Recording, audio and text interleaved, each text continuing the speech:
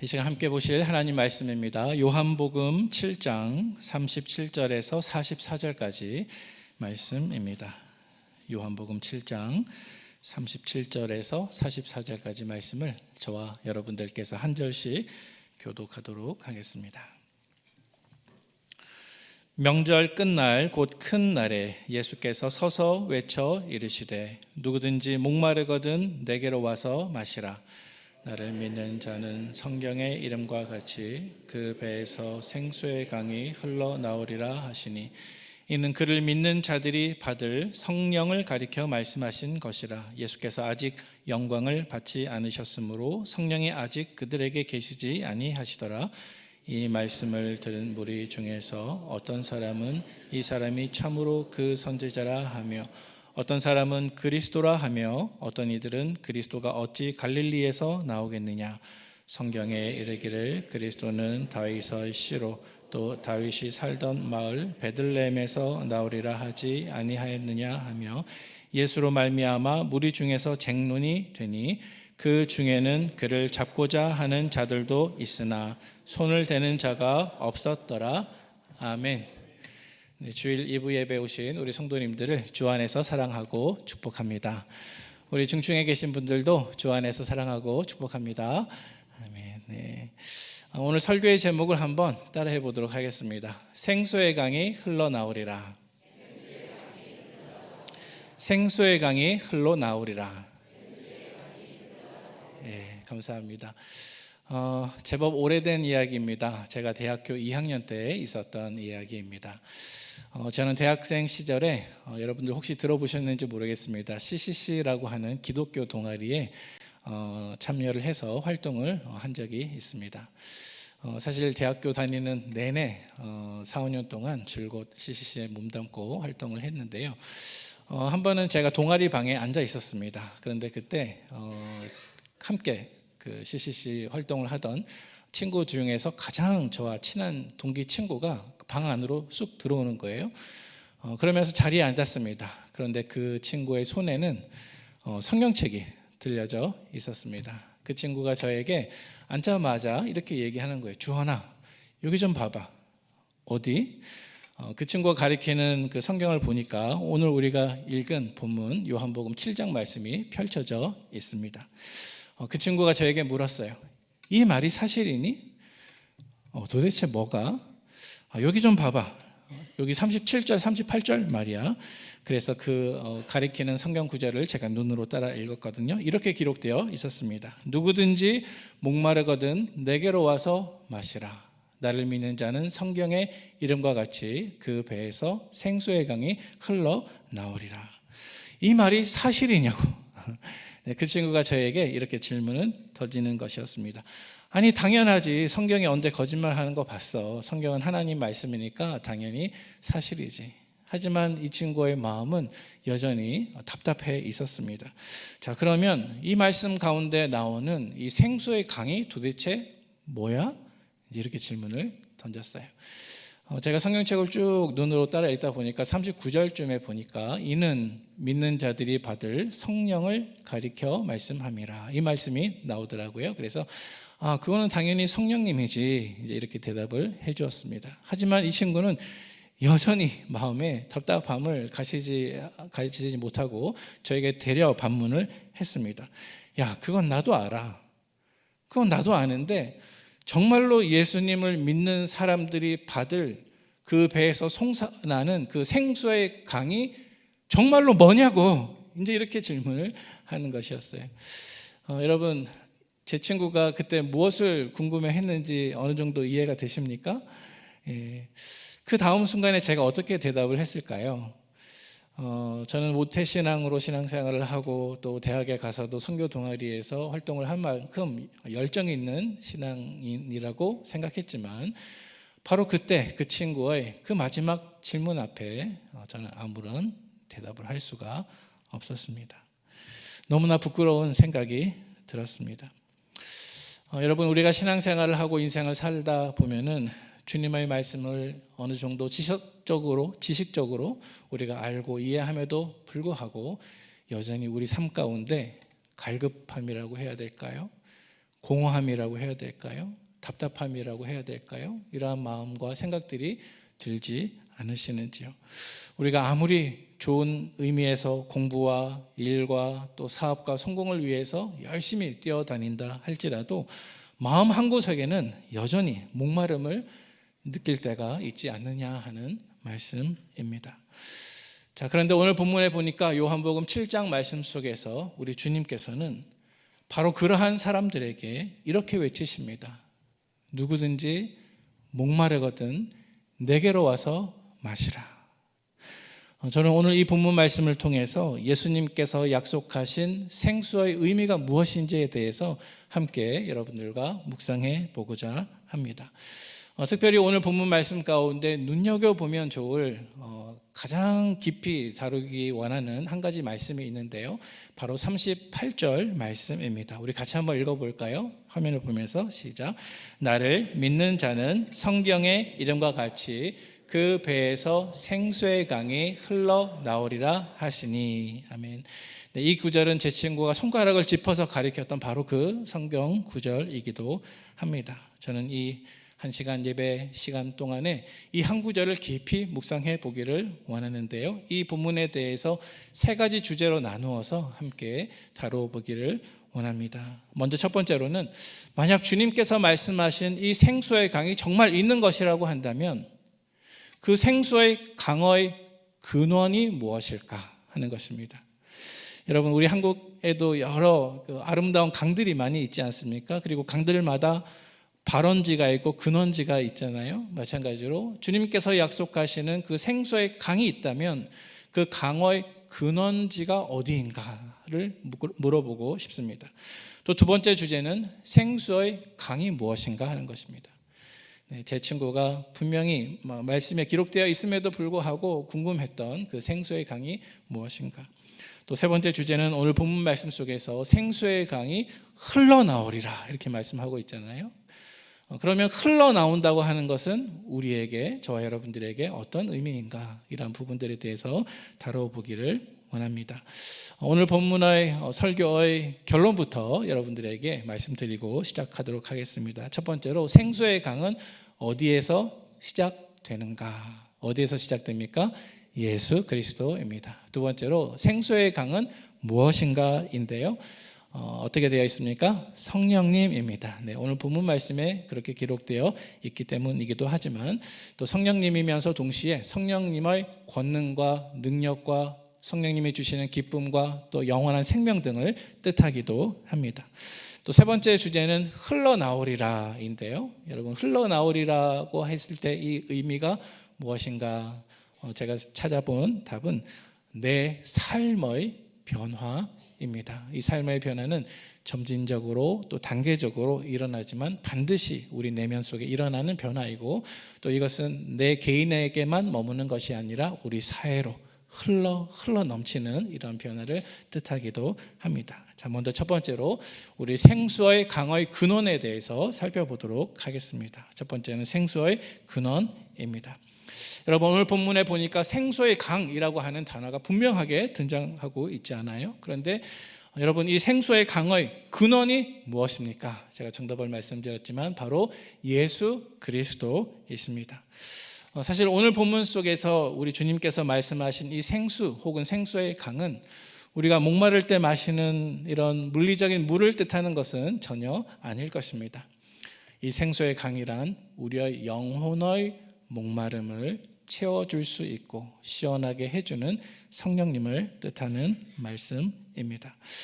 사실 오늘 본문인 요한복음 7장 말씀 속에서 우리 주님께서는 주님을 믿는 저와 여러분들에게 성령을 주시겠다고 약속하고 계십니다.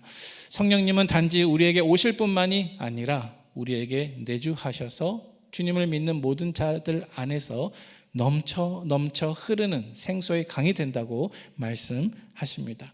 여러분, 예수님은 결코 약 2000년 전에 이 땅에 오셨던 도덕 선생이나 윤리 교사가 아닙니다. 그분은 우리에게 성령님을 부어주시는, 생수의 강을 흐를 수 있도록 인도해 주시는 저와 여러분들의 생수의 근원인 것을 기억하시기를 바랍니다. 오늘 본문 37절 말씀을 한번 눈으로 보시기 원합니다. 37절 말씀에 보니까 이렇게 시작하고 있습니다. 명절 끝날 곧 큰 날에 주님께서 외치셨습니다. 여러분, 이 본문 가운데 명절 끝날이라고 했는데 이 명절이 어떤 명절일까요? 사실은 유대인의 명절 중에서 초막절을 뜻합니다. 여러분, 유대인들은 3대 절기가 있습니다. 첫 번째로는 6월절, 두 번째로는 77절, 또 세 번째로가 이제 초막절에 해당이 됩니다. 여러분, 초막절을 한자로 생각하면 어떤 뜻이 떠오르십니까? 초막, 천막, 그죠? 텐트의 뜻을 담고 있습니다. 이스라엘 백성들이 광야에서 가나안 땅을 향해서 갈 때 그들이 어디에서 거주했습니까? 아파트입니까? 단독주택입니까? 아니죠. 다 같이 천막을 치고 텐트 안에서 거주를 했는데 그 여정의 시간들을 기념하는 절기가 바로 이 초막절에 해당이 됩니다. 단순히 광야에서 우리가 텐트를 치고 우리 조상들이 살아왔지를 기억하는 것이 아니고요. 우리 조상들이 메마른 광야, 아무것도 없는 그 광야에서 40여 년 동안 가나안 땅으로 갈 때까지 인도해 주시고 공급해 주셨던 그 하나님의 은혜가 너무 감사하기 때문에 그 은혜를 기억하기 위해서 이 초막절이 제정되게 되었습니다.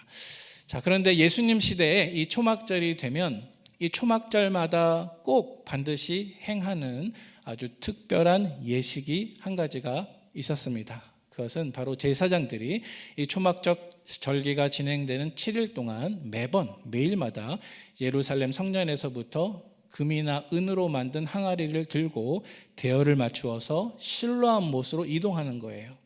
그래서 실로암 못으로 연못으로 가서 이제 그 항아리에다가 물을 담아서 다시 예루살렘 성전으로 돌아옵니다.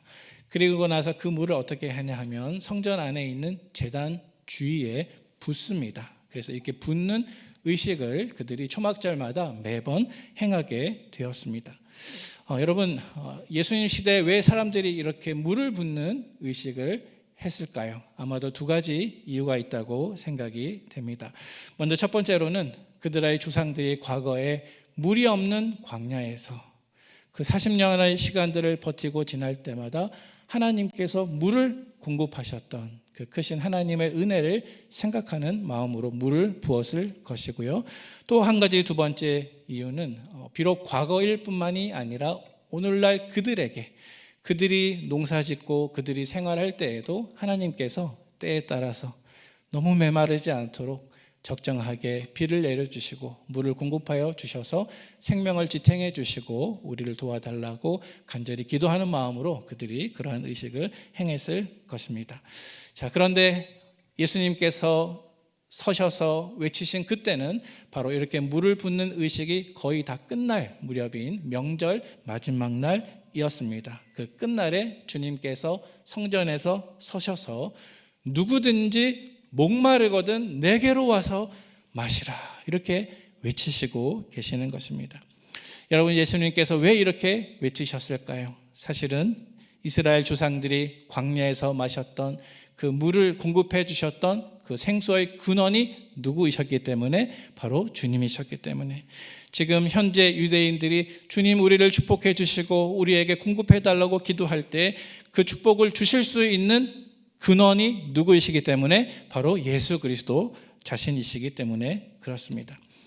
여러분, 성경 안에는 곳곳에마다 생수 혹은 강과 같은 물에 대한 이미지와 또 단어들이 종종 등장을 합니다. 여러분, 예를 들어서 이스라엘 백성들이 광야를 지날 때 모세를 통해서 물을 마신 적이 있었습니다. 르비딤 광야를 지날 때 물이 없어서 많은 백성들이 죽게 되었습니다. 그때 모세가 하나님께 기도하고 하나님께서 응답 주시기를 너는 저 반석에게 향하여 명령해서 물을 내게 하라 이렇게 명령하신 적이 있습니다. 자, 그런데 이때 모세는 사실 이 말씀에 그대로 순종하지 못했고 반석에게 명령하는 대신 지팡이로 2번 반석을 쳤는데 여전히 하나님께서 역사하셔서 그 반석이 깨어지고 그 반석에서 생수가 나와서 백성들이 물을 마신 그러한 경험이 있습니다. 여러분, 그런데 사도 바울이요 나중에 이 사건을 신학적으로 해석하면서 모세가 지팡이로 쳤던 그 반석을 가리켜서 누구라고 말씀하는지 아세요? 예수 그리스도라고 말씀합니다. 우리 본문을 통해서 한번 확인해 보도록 하겠습니다. 고린도전서 10장 4절 말씀입니다. 같이 한번 읽어보겠습니다. 시작. 다 같은 신령한 음료를 마셨으니 이는 그들을 따르는 신령한 반석으로부터 마셨음에 그 반석은 곧 그리스도시니라. 아멘. 네. 사도 바울은 예전에 모세가 지팡이를 2번 쳐서 깨지면서 생수를 공급한 그 반석을 가리켜서 성경에 분명하게 이 반석은 예수 그리스도이시다라고 말씀하고 있습니다. 따라서 여러분, 모세가 쳤던 그 반석과 같이 우리의 영적인 메마름을 해결할 수 있는 생수의 근원이 되신 분은 결국 누구이십니까? 오직 예수 그리스도이십니다. 네, 참고적으로 여러분, 구약 성경 안에서 물 혹은 생수가 등장할 때 이 생수나 물이 가지고 있는 이미지가 성령님과 이렇게 연결되는 경우가 많이 있습니다. 우리 스가랴서 14장 8절 말씀을, 우리 본문을 한번 읽어보도록 하겠습니다. 그날의 생수가 예루살렘에서 솟아나서 절반은 동해로 절반은 서해로 흐를 것이라. 여름에도 겨울에도 그러하리라. 아멘. 스가랴 선지자가 이렇게 말씀하고 있는데요. 잠깐 자막을 남겨주시고요. 자, 그날에, 여러분, 그날이 언제일까요? 예수 그리스도가 오시는 메시아의 시대를 뜻하는 것입니다. 그날의 생수가 예루살렘에서 솟아나서, 여러분, 명절 끝날 성전 곁에 서서서 누구든지 목마르거든 내게로 와서 마시라 하시는 주님의 모습이 생각나지 않으세요? 자, 이것은 하나님의 구원과 주님의 복음의 은혜가 예루살렘으로부터 온 땅에 흘러가는 모습을 스가랴 선지자가 미리 앞당겨 보고 있는 것입니다. 예루살렘에서 시작한 이 생수가 절반은 동해로, 또 절반은 서해로, 또 여름뿐만이 아니라 겨울에도 그러할 것이다. 따라서 이 말씀은 하나님의 구원의 은혜와 성령의 축복이 특정한 민족이나 특정한 지역에 국한되지 않고 마치 한 발원지에서 물이 사방으로 흘러가듯이 동해와 서해로 나누어서 흐르듯이 이 땅의 모든 민족과 열방에게로 흘러갈 것이다. 누구를 통해서요? 예수 그리스도를 통해서. 그 말씀을 스가랴 선지자가 우리에게 미리 내다보고 말씀하고 있습니다. 따라서 오늘 본문 말씀 가운데 나를 믿는 자는 성경의 이름과 같이 그 배에서 생수의 강이 흘러나오리라고 했을 때 이 생수의 강의 근원지는 오직 예수 그리스도이심을 확신하시는 저와 여러분 되시기를 축복합니다. 자, 두 번째로 오늘 본문 속에서 등장하는 가장 어쩌면 중요한 주제인지 모르겠습니다. 자, 그렇다면 오늘 본문 말씀 가운데 주님께서 말씀하신 이 생수의 강은 정말로 무엇일까요? 여러분, 생수의 강이 무엇입니까? 아까 제가 해답에서 잠깐 보여드렸지만은 사실은 성경에 기록되어 있는 것처럼요, 이 생수의 강은 곧 성령님을 뜻하는 것입니다.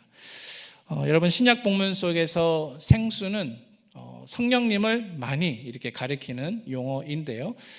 때로는 성령님을 넘어서서 성령님이 우리에게 주시는 여러 가지 은혜들과 또 영생, 이런 생명, 구원, 이런 것들을 뜻하기도 합니다. 예를 들어 보면 우리 요한복음 4장 14절 말씀에 보니까 예수님께서 사마리아 여인을 만나십니다. 그리고 그 사마리아 여인에게 말씀하십니다. 오늘 본문과 참 유사한 점이 많은 것 같습니다. 제가 한번 봉독해 보겠습니다. 내가 주는 물을 마시는 자는 영원히 목마르지 아니하리니 내가 주는 물은 그 속에서 영생하도록 솟아나는 샘물이 되리라 라고 주님께서 말씀하십니다. 오늘 우리가 읽은 말씀 속에서는 생수의 강이 흘러나오리라 이렇게 하셨고, 사마리아 여인에게는 영원토록 솟아나는 샘물이 되리라 라고 말씀하셨는데, 이때 물이 가지고 있는 신학적인 뜻은 사마리아 여인의 경우에는 성령님께서 우리에게 주시는 영생을 뜻하는 것이고요, 오늘 본문에서 우리가 묵상할 이 생수의 강의 뚜렷한 그 정체성은 예수님을 믿는 자들이 받을 성령을 가리키는 것입니다. 여러분, 다시 오늘 본문으로 돌아와서 우리 38절과 39절 말씀을 눈으로 잠깐 확인해 보시기를 바랍니다. 이 말씀에 보니까 나를 믿는 자는 그 배에서 생수의 강이 흘러나오리라 이렇게 말씀하고 있는데요. 여러분, 여기서 나를 믿는 자에서 나가 누구를 가리키는 말씀입니까? 예수 그리스도죠. 예수님을 믿는 자는. 자, 따라서 여러분, 생수의 강은 분명히 성령님인데 이 성령님을 받는 한 가지 조건이 있습니다. 그 조건이 무엇입니까? 나를 믿는 것입니다. 예수 그리스도를 믿는 것입니다. 어떤 조건이 있냐면 오직 예수 그리스도가 생수의 근원이시기 때문에 그 주님을 믿는 자들만 성령을 받을 수 있습니다. 여러분, 우리가 예수님을 믿는다. 여러분들 예수님을 믿으십니까? 아멘. 네. 우리가 예수님을 믿는다라고 했을 때 그 믿는다라고 하는 말이 가지고 있는 뜻이 무엇일까요? 우리가 예수님을 믿는다라고 하는 것은 단순히 지적으로 예수님이 누구이신지, 하나님의 아들이시고 우리의 구원자이신지를 지적으로 믿는 것만 뜻하는 것은 분명히 아닙니다. 단지 지적으로 예수님이 누구이신지를 아는 것을 넘어서서 우리의 삶 전체를 그분께 맡겨드리고 내 생각과 내 감정과 내 뜻과 내 의지도 주님께 올려드리고 오직 주님의 말씀에 따라서 복종하고 순종하면서 살아가는 이 모습이야말로 우리가 예수님을 참되게 믿는 모습인 줄로 믿습니다. 그래서 말씀 속에서 예수님을 늘 신뢰하고 예수님의 말씀에 순종하면서 제자로서의 삶을 살아가는 그 사람들에게 약속된 것이 무엇이냐면 바로 이 생수의 강이라는 사실입니다. 여러분, 예수님께서는 우리가 예수님을 이렇게 믿을 때 믿기만 하면 그 사람의 배에서 생수의 강이 흘러나온다고 말씀하십니다. 바꿔 말하면 우리가 예수님을 믿을 때 성령께서 우리에게 오신다라고 말씀하시게 되신 것입니다. 자, 그런데 여러분, 이 38절 말씀을 다시 한번 눈으로 보시면요, 이 38절 말씀 속에서 다소 조금 재미난 표현이 있습니다. 그것은 바로 배라고 하는 단어입니다. 여러분, 말씀해 보니까 나를 믿는 자는 성경의 이름과 같이 그 어디에서요? 배에서 생수의 강이 흘러나오리라 이렇게 표현을 하고 있는데요. 여러분, 왜 배라는 단어가 사용되고 있을까요? 이것은 헬라의 문화를 조금 이해해야 가능합니다. 예수님 당대의 지배적인 그 당시 문화는 헬라 문화, 그리스 문화이지 않았습니까? 그런데 이 그리스 사람들의 생각에 인간의 가장 깊은 내면, 가장 깊은 감정, 또 가장 깊은 영적인 필요는 바로 이 배에서부터 이렇게 솟아난다고 그렇게 생각을 했다고 합니다. 저희들과 조금 다른 부분이죠. 사실 우리가 생각할 때 우리는 신체적으로 이렇게 연결을 시키면 어디라고 얘기할까요? 가슴이겠죠. 우리는 보통 우리의 가슴 혹은 마음에서 어떤 영적인 것들, 우리의 깊은 감정들이 이렇게 나온다고 생각하는데 당시 이 헬라 사람들은 배에서부터 그것이 나온다고 생각했기 때문에 이렇게 배라고 기록을 한 것입니다. 따라서 이 말씀을 오늘날 우리식으로 다시 한번 읽게 되면은 나를 믿는 자는 그 가슴에서, 그 마음에서 생수의 강이 흘러나오리라. 이렇게 우리가 이 말씀을 읽으면 조금 더 우리에게 와닿는 말씀이 되는 것 같습니다. 자, 그런데 여러분, 성경 말씀 속에서 우리가 생수의 강을 성령이라고 해석을 지금 하려고 하는데요. 성경 말씀 속에서 성령님을 생수 혹은 물의 이미지를 통해서 성령님을 표현하기도 하지만요, 또 성경 안을 보면은 이 성령님을 가리키는 또 다른 용어가 있는데 그중 한 가지가 바로 예수의 영이라고 하는 용어가 있습니다. 우리 사도행전 16장 7절 말씀을 제가 봉독해 보겠습니다. 무시아 앞에 이르러 비두니아로 가고자 애쓰되 예수의 영이 허락하지 아니하시는지라. 아멘. 자, 여러분, 이 말씀 가운데 예수의 영이 누구를 뜻하겠습니까? 성령님이죠. 사도 바울이 선교지를 결정하기 위해서 이렇게 기도하던 과정 가운데 성령님께서, 예수의 영이 그에게 선교지를 다른 방향으로 인도하시는 부분을 말씀하고 있습니다. 여러분, 우리가 예수님을 믿는 성도들입니다. 그런데 여러분, 우리가 예수님을 믿는 성도로서 예수를 믿는 사람과 예수를 믿지 않는 사람의 가장 결정적인 차이가 무엇일까요? 예수님을 믿는 사람이나 믿지 않는 사람이나 다 눈 2개 달리고 코 하나 달리고 밥 먹어야 살고 똑같죠. 하지만은 예수를 믿는 사람과 믿지 않는 사람이 다른 가장 결정적인 것은 무엇인지 아십니까? 바로 성령님이 임재하시고 거하시는가 거하시지 않는가입니다. 여러분, 예수님을 믿는 모든 사람들 안에는 성령님이 들어와 계신 줄로 믿으시기를 바랍니다. 영원한 생명이 성령님 안에 있습니다. 반대로 예수님을 믿지 않는 사람들 안에는 성령님이 들어오실 수 없습니다. 내주하실 수 없습니다. 예수님을 믿지 않는 사람들은 성령님의 인도가 아니라 이 세상의 영의 지배를 받고 살아가므로 그들 속에는 생명이 없습니다. 자, 그러면 여러분, 제가 아주 간단한 질문을 한번 여러분들에게 드리도록 하겠습니다. 지금 여러분들 안에는 성령님이 들어와 계십니까? 아멘. 여러분 조금 더 크게 대답하셔야 될 것 같아요. 자, 여러분들 안에는 성령님이 들어와 계십니까? 아멘. 네, 감사합니다. 그렇습니다. 우리가 성령님이 아니고서는 어떻게 이 자리에 앉아서 예배를 드릴 수가 있겠습니까? 우리가 이 자리에서 주님을 바라볼 수 있는 것은 오직 성령님이 우리 속에 내주하시고 거주하시기 때문인 줄로 믿습니다. 로마서 8장 16절 말씀입니다. 성령이 친히 우리의 영과 더불어서 우리가 하나님의 자녀인 것을 증언하시나니 라고 말씀하고 있습니다. 고린도전서 6장 19절 말씀입니다. 너희 몸은 너희가 하나님께로부터 받은 바 너희 가운데 계신 성령의 전인 줄 알지 못하느냐. 너희는 너희 자신의 것이 아니니라 라고 말씀합니다. 따라서 여러분, 이 말씀을 누구에게 하는 겁니까? 예수 그리스도를 믿는 성도들에게 하는 말씀이죠. 따라서 저와 여러분들 안에는 누가 와 계십니까? 성령님이 와 계십니다. 이것은 의심할 수 없는 진리입니다. 성령님은 예수님을 믿는 모든 사람 안에 허락되어 있는 예수의 영이십니다. 하나님의 영이십니다. 이 사실을 믿으시는 저와 여러분 되시기를 바랍니다.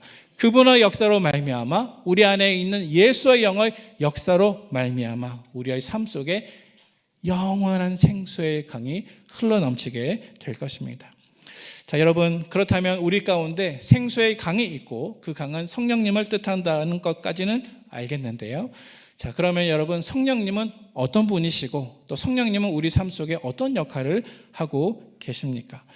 요한복음 15장 26절 말씀에 보니까 예수님께서는 이 성령님을 가리켜서 보혜사라고 말씀하십니다. 헬라어 원어로 보혜사는 파라클레토스라고 하는데요. 파라는 곁에서라고 하는 단어고 또 칼레오라고 하는 단어가 옆에 붙어 있는데 그것은 부르다, 곁에서 혹은 옆에서 부르다라고 하는 뜻이 있습니다. 이것을 조금 알기 쉽게 의역을 하면 보혜사, 파라클레토스라고 하는 단어는 곁에 서서 위로하는 자, 곁에 서서 변호하는 자, 곁에 서서 도와주는 자, 옆에서 협력해 주는 분, 옆에서 기도해 주는 이. 여러분, 누가 그런 일을 하신다고요? 곁에 계신 보혜사 되신 성령님께서 저와 여러분들을 위해서 그 역할을 하고 계시다는 사실입니다. 따라서 여러분, 성령님은 우리가 하나님을 따르는 모든 과정 속에서 나타나는 어려움과 고난을 다 알고 계십니다. 그리고 우리를 곁에 서서 늘 돕고 계신 분이심을 믿으시기를 바랍니다. 여러분, 예수님은 우리에게 이렇게 성령님을 약속하셨고 성령님이 우리 속에 오셔서 거주하시면서 우리에게 보혜사로서의 역할을 하시는데요. 여러분, 이 성령님은 또 우리 삶 속에 조금 더 구체적으로 이야기하면 어떤 역할을 하고 계실까요? 성경은 분명하게 이렇게 말씀하고 있습니다. 성경은 우리 삶 속에서 기쁨을 주십니다. 능력을 주십니다. 의로움을 주십니다. 우리에게 평강을 주십니다. 말씀을 통해서 우리가 확인을 한번 해보도록 하겠습니다. 우리 먼저 사도행전 1장 5절 말씀 우리 같이 한번 읽어보도록 하겠습니다. 요한은 물로 세례를 베풀었으나 너희는 몇 날이 못되어 성령으로 세례를 받으리라 하셨느니라. 네, 주님께서는 이 말씀을 하시고 승천하셔서 저와 여러분들 안에도 성령님이 와 계신 줄로 믿습니다. 또 사도행전 1장 8절 말씀 같이 한번 읽어보겠습니다. 오직 성령이 너희에게 임하시면 너희가 권능을 받고 예루살렘과 온 유대와 사마리아와 땅끝까지 이르러 내 증인이 되리라 하시니라. 아멘. 여러분, 오직 성령이 너희에게 임하시면 너희가 무엇을 받고? 권능을 받고. 여러분, 이 권능이 무엇입니까? 능력 아닙니까? 여러분, 성령님께서 우리 삶 속에서 권능과 능력을 주시는데 언제 주십니까? 우리가 하나님의 말씀을 전파할 때, 우리가 복음을 전달할 때, 복음을 전파하는 바로 그 자리에 주님께서 오셔서 성령으로 말미암아 우리에게 능력을 베풀어 주신다라고 말씀하십니다. 여러분, 전도의 현장에서, 선교의 현장에서 이러한 능력을 체험하는 저와 여러분 되기를 소망합니다. 여러분, 그런데 성령님은 우리에게 이렇게 능력만 주시는 분이 아닙니다. 또 다른 성경에 보니까 성령님은 우리에게 의와 평강과 기쁨을 주십니다. 우리 로마서 14장 말씀을 통해서 같이 한번 확인해 보겠습니다. 하나님의 나라는 먹는 것과 마시는 것이 아니요 오직 성령 안에 있는 의와 평강과 희락이라. 아멘. 여러분, 생수의 강이 무엇인가를 한번 염두에 두시면서 한번 생각해 보시기 바랍니다. 오직 성령님이 우리에게 임하시게 되시면 우리는 하나님과 올바른 관계를 맺게 됩니다. 그래서 의가 우리 삶 속에 들어옵니다. 우리가 하나님과 올바른 관계를 맺게 되면 하나님이 주시는 평강이 내 것이 됩니다. 우리의 삶 속에 평강이 임하게 됩니다. 우리가 하나님께서 주시는 의와 평강으로 무장되어 있으면 여러분, 우리 삶 속에 기쁨과 희락도 따라오는 줄로 믿으시기를 바랍니다. 우리 속에 깊은 기쁨을 성령님께서 주십니다. 여러분, 이 깊은 기쁨이라고 하는 것은 그저 감정적으로 웃으면서 기뻐하는 그런 기쁨을 뜻하는 것이 아닙니다. 우리 삶 속에 얼마나 많은 고난과 어려움과 핍박이 있습니까? 하지만 이러한 성령의 깊은 기쁨을 가진 그 사람은요, 아무리 힘들고 아무리 괴로워도 그의 마음속에는 이 기쁨을 절대로 빼앗기지 않습니다.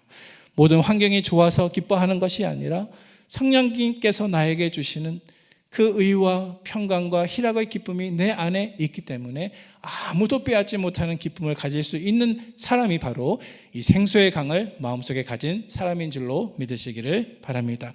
여러분, 성령님은 또 우리 속에서 어떤 일을 하고 계실까요? 우리가 아까도 인용하고 읽었지만은 성령님께서는 우리의 삶 속에서 위로를 주십니다.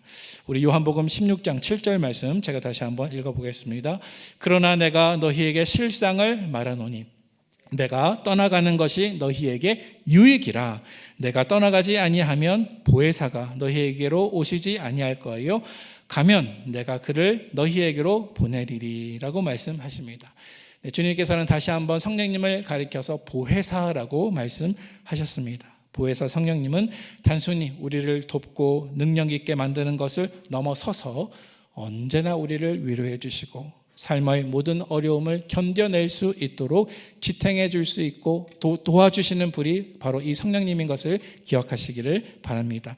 성령님은 저와 여러분들의 모든 슬픔을 다 알고 계시고 그 속에서 우리를 위로하시고 고난 가운데 우리가 지치거나 낭망하지 않고 하나님을 바라볼 수 있도록 도와주시는 분이 바로 이 성령님 이십니다. 여러분, 이 성령님의 능력은 또한 우리 삶 속에 변화된 삶의 열매를 맺을 수 있도록 도와주시는 능력으로 나타납니다. 오늘 보면 39절 말씀 속에서 예수님은 성령님이 우리에게 충만하게 임하시게 되면은 생수의 강이 그 사람의 배에서 흘러나오리라 이렇게 선언하셨습니다. 여러분, 강이 흘러나온다라고 하는 모습을 머릿속으로 한번 상상해 보시기를 바랍니다. 강물이 흘러나온다. 여러분, 이것은 아무런 변화도 일어나지 않는 정적인 이미지입니까? 아니면 변화가 수반되는 동적인 이미지이겠습니까? 예, 후자이겠죠. 변화가 일어나는 동적인 이미지입니다. 따라서 여러분, 성령님이 우리 속에 충만하게 임재하게 되시면 그 강물이 흘러 넘치고 넘쳐서 가까운 데 있는 것부터 먼 데 있는 것까지 그리고 그 모든 공간을 물로 채우거나 영향을 미칠 수 있는 것처럼 여러분, 성령님이 우리 안에 내주하고 계시면 그 성령님께서 우리 삶 속에 크고 작은 변화를 일으키고 그 변화가 나뿐만이 아니라 우리의 주변과 이웃과 이 사회까지 미칠 수 있다는 사실을 기억하시기를 바랍니다. 여러분, 제가 너무나 사랑하는 한 가지 말씀이 있습니다. 우리 갈라디아서 5장 22절 23절 말씀인데요, 우리가 모두 잘 알고 있는 말씀인데 우리 같이 한번 읽어보도록 하겠습니다. 오직 성령의 열매는 사랑과 희락과 화평과 오래 참음과 자비와 양성과 충성과 온유와 절제니 이 같은 것을 금지할 법이 없느니라. 아멘. 여러분, 오직 성령의 열매는 무엇이라고 말씀하고 있습니까? 사랑과 기쁨과 평화와 인내와 자비와 양선과 충성과 절제입니다. 사랑하는 성도 여러분, 우리는 예수님을 진정으로 믿을 때 사랑하게 됩니다. 우리는 예수님을 진정으로 믿을 때 기뻐하게 됩니다. 우리는 예수님을 진정으로 믿을 때 평화를 누리게 됩니다. 우리는 예수님을 진정으로 믿을 때 인내하게 됩니다. 우리는 예수님을 진정으로 믿을 때 친절하게 됩니다. 우리는 예수님을 진정으로 믿을 때 선을 행하게 됩니다. 우리는 예수님을 진정으로 믿을 때 믿을 수 있는 충성된 사람이 됩니다. 우리는 예수님을 진정으로 믿을 때 온유한 사람이 되고, 우리가 예수님을 진정으로 믿을 때 나 자신을 다스릴 수 있는 절제의 사람이 될 수 있다는 것입니다. 따라서 우리가 예수님을 믿으면서 우리의 삶 속에 나타나는 이러한 사랑과 희락과 화평과 오래 참음과 자비와 양성과 충성과 온유와 절제, 이런 것들이 우리의 삶 속에 다 모이게 되면 여러분, 우리의 배에서 솟아나는 생수의 강이 되는 것을 기억하시는 저와 여러분 되시기를 바랍니다. 여러분, 그렇다면 오늘 본문의 마지막 주제인데요, 흘러나오리라. 우리 삶의 변화에 대해서 한번 말씀을 나누도록 하겠습니다. 여러분, 생수의 강이라고 하는 것은 성령님께서 우리 삶 속에 단지 내주하시는 것이 아니라 그 강이 흘러 넘친다고 하는 이미지를 가지고 있는데요. 여러분, 이러한 이미지를 표현하고 있는 구약의 성경 말씀을 한번 읽어보도록 하겠습니다. 우리 에스겔 47장 2절에서 5절까지 말씀입니다. 조금 본문이 길지만 에스겔 47장 2절에서 5절까지 같이 한번 읽어보도록 하겠습니다. 시작. 그가 또 나를 데리고 북문으로 나가서 바깥길로 꺾여 동쪽을 향한 바깥문에 이르기로 본즉 물이 그 오른쪽에서 스며 나오더라. 그 사람이 손에 줄을 잡고 동쪽으로 나아가며 천척을 측량한 후에 내게 그 물을 건너게 하시니 물이 발목에 오르더니 다시 천척을 측량하고 내게 물을 건너게 하시니 물이 무릎에 오르고 다시 천척을 측량하고 내게 물을 건너게 하시니 물이 허리에 오르고 다시 천척을 측량하시기로 물이 내게 건너지 못할 강이 된지라. 그 물이 가득하여 헤엄칠 만한 물이요 사람이 능히 건너지 못할 강이더라. 아멘. 사랑하는 성도 여러분, 오늘 본문 말씀 가운데 예수님께서는 나를 믿는 자는 그 속에서 성경의 이름과 같이 그 배에서 생수의 강이 흘러나오리라, 이렇게 말씀하셨는데요.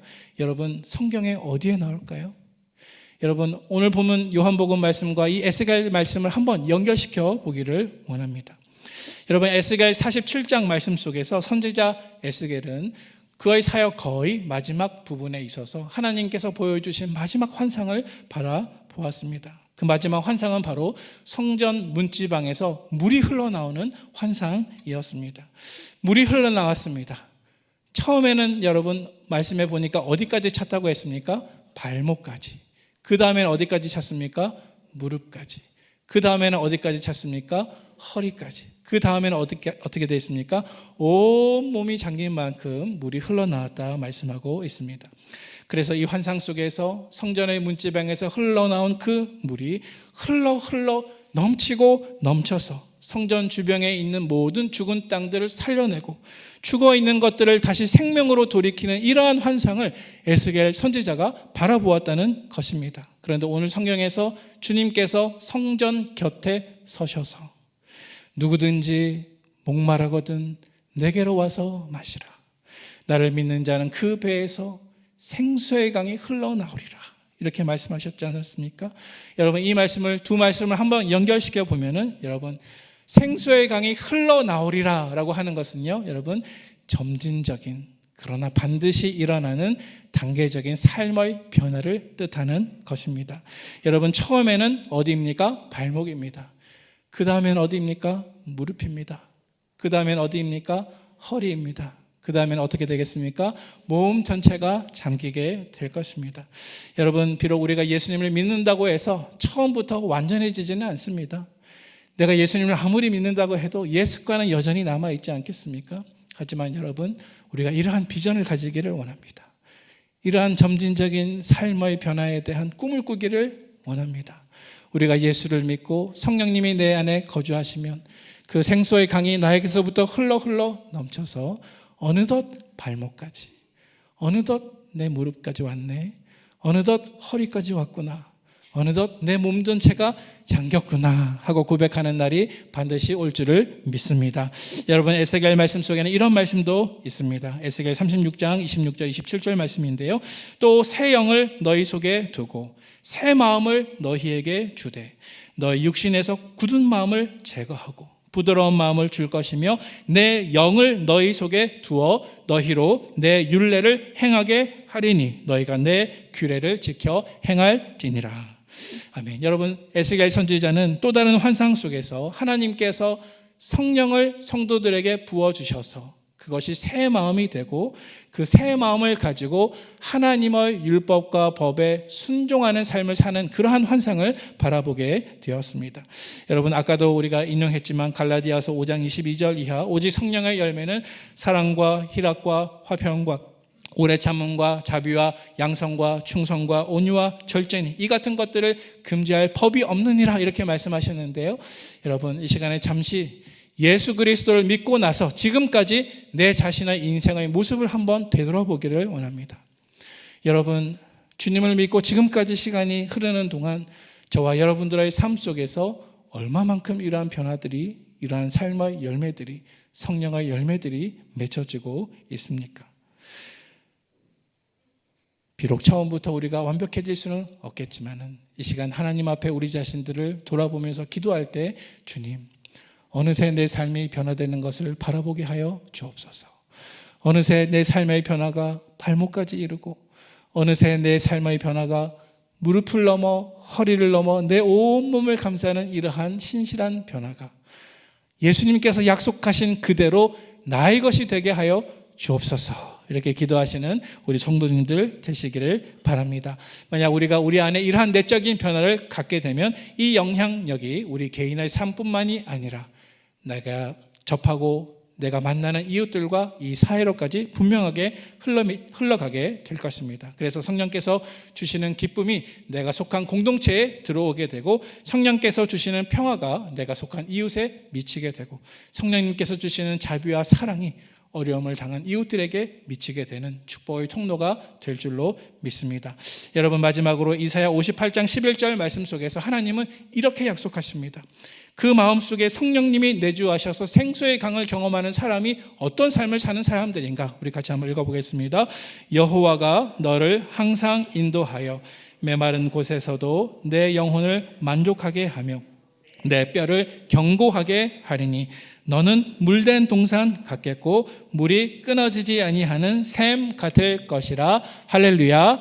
아멘. 여러분, 이것이 성령님께서 우리에게 주시는 은혜인 줄로 믿습니다. 예수님께서 이것을 우리에게 주시기 위해서 이 땅에 오셨습니다. 성령 충만한 저와 여러분 되시기를 소망합니다.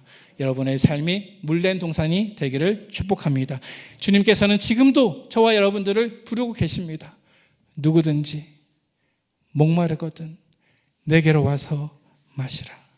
우리가 주님 앞에 나아갈 때 주님께서 우리에게 우리의 영적인 갈증을 해결해 주시고 성령을 통해서 우리의 영혼을 충만하게 고쳐주심을 경험하시는 복된 우리 부문교회 모든 성도님들 되시기를 주님의 이름으로 축원을 드립니다.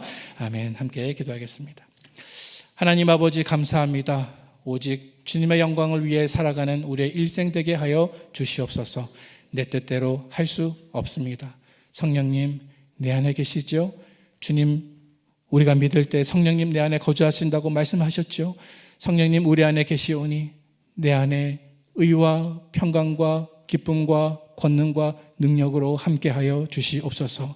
이 세상을 싸워서 믿음으로 이길 수 있도록 성령님, 보혜사 되신 성령님, 저희들을 도와주시고 저희들과 동행하여 주시옵소서. 사랑 많으신 예수님의 이름으로 기도하옵나이다. 아멘. 아버지 하나님, 감사합니다.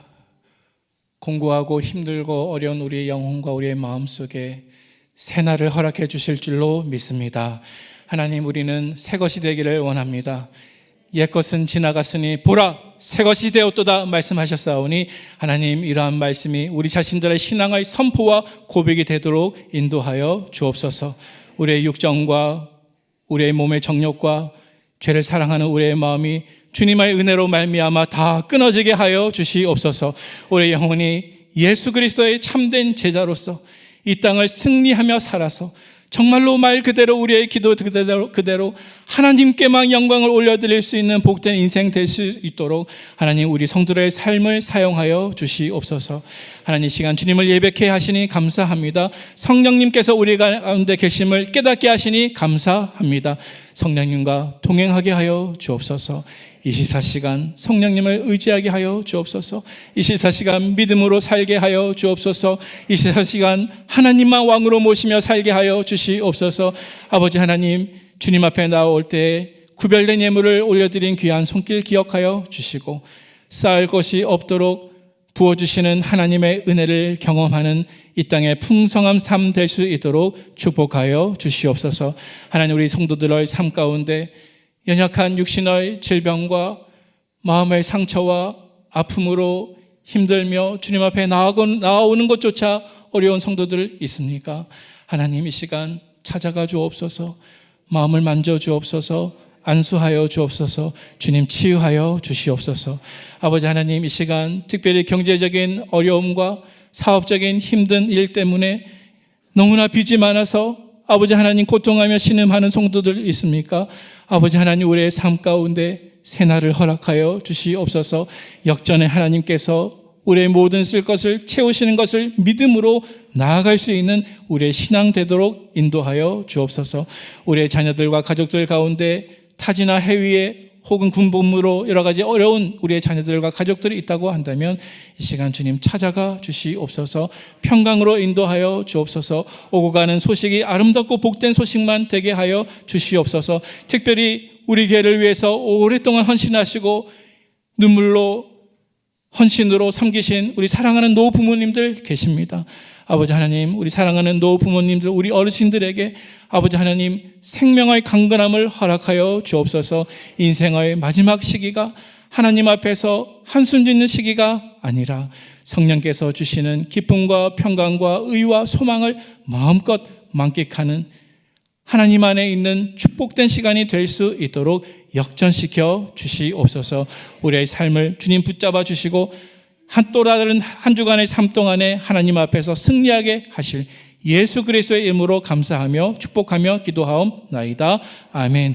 이제는 우리 구주 예수 그리스도의 은혜와 하나님 아버지의 사랑과 성령님의 교통하심이 나 자신을 하나님께 의탁드리고 주님과 동행하며 성령의 충만으로 살기를 다짐하고 기도하며 작정하는 사랑하는 북문교회 모든 성도들 머리 위에 지금부터 영원토록 함께 있을지어다.